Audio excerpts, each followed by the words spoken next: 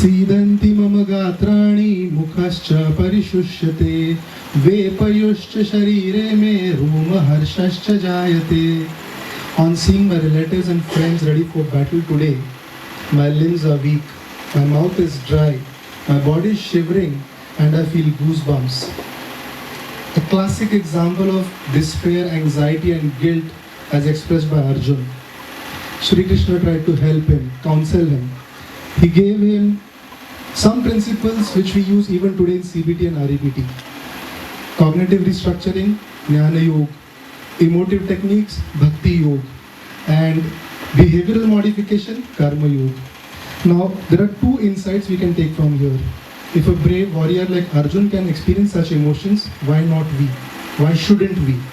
Second insight, if in the battlefield Arjun can learn to manage his emotions well, why can't we? It needs only practice. Albert Ellis came out with a solution for this in 1950, and he developed what is called as rational emotive behavior therapy.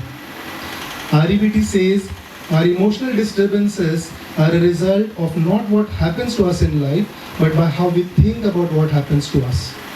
The equation is pretty simple. If any situation or adverse events we experience around us, if we think illogically, irrationally about those events, we will feel unhealthy negative emotions. If we think logically, we'll feel healthy negative emotions. It needs only practice.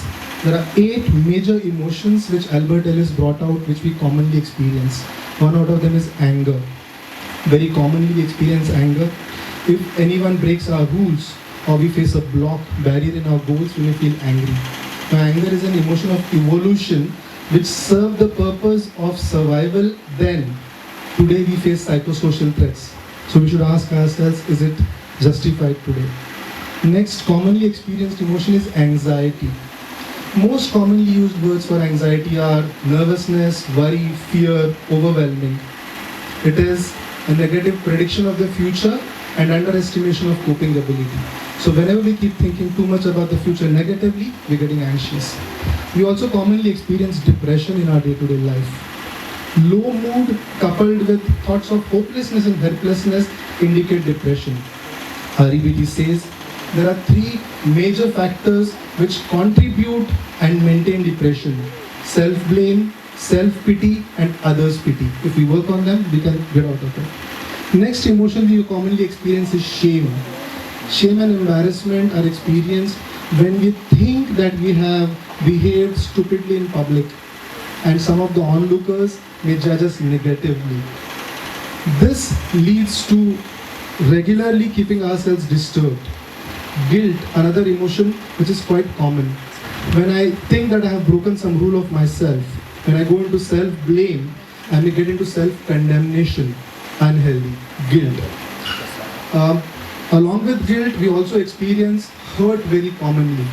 Now, when we talk about hurt, whenever we think that someone has treated us inappropriately, when we do not deserve that treatment, or we think that another person is not valuing the relationship which we are valuing right now in that significant relationship, we may feel hurt. Next, 2 most commonly confused emotions are jealousy and envy. Jealousy has 3 people involved, envy has 2 people involved. Jealousy is a threat to a significant relationship from a third person. And envy is when I think I desire something which the other person has and I don't have it. So envy is a lack of something, I perceive there's a lack of something, and jealousy is when there's a loss of something.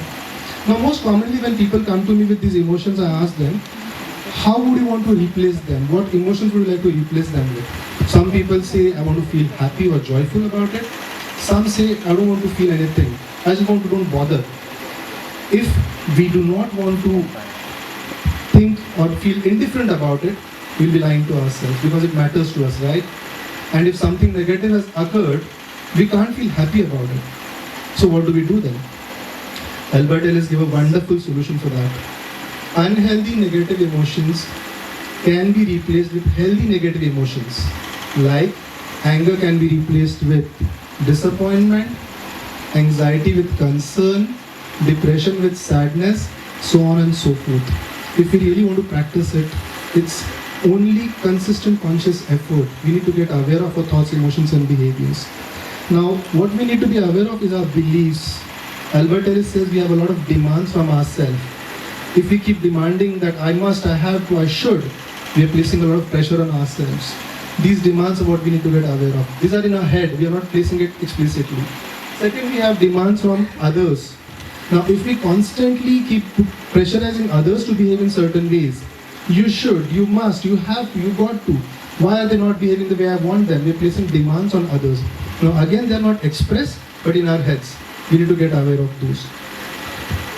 Along with demand from self and others, we also have demands from life. Many people come up with questions like, why me? Why am I in this situation? Why is life so challenging? We tend to forget that life is both fair, unfair, just, unjust. So these self-talk of demands is what we need to work on and get rid of. Now, if we really want to work on this, we need to be constantly working on identifying our thoughts, emotions and behaviors. And if we don't, this is where we may land up, like Gulliver Travels.